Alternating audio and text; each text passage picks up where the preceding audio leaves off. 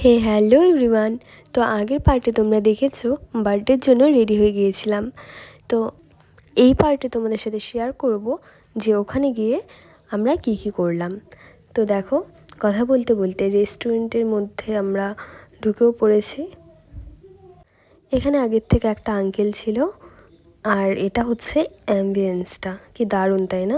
আর এটা হচ্ছে birthday decoration করেছিল আমার এই মানুষটা। আমরা কিছুক্ষণ ওখানে বসেছিলাম, কারণ কি তখনও কেউ এসে পৌঁছায়নি।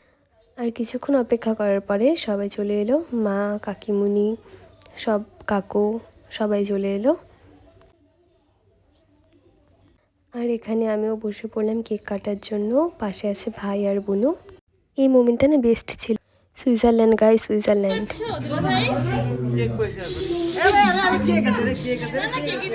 এখানে কটা ছবি তুলে নিচ্ছিলাম, সুজনদা তুলে দিচ্ছিল। আর তারপরে আমাদের ডিনার চলে আসলো, সবাই মিলে, সবাই ফ্যামিলির লোকে ছিলাম। অনেক মেম্বার তাও বাদ ছিল, কারণ কি হঠাৎ করে প্ল্যান হয়েছিল। গালে লিপস্টিকের দাগ দেখতে পাচ্ছ তোমরা? সবাই চুমু দিয়ে গিয়েছিল, মা, কাকিমনি সবাই। এখন বাড়ি যাওয়ার পথে রওনা দিচ্ছি। তো চলো, আজকের জন্য ভিডিওটি এতটুকুই। দেখা হচ্ছে আবার নতুন কোনো ভিডিওতে। টাটা।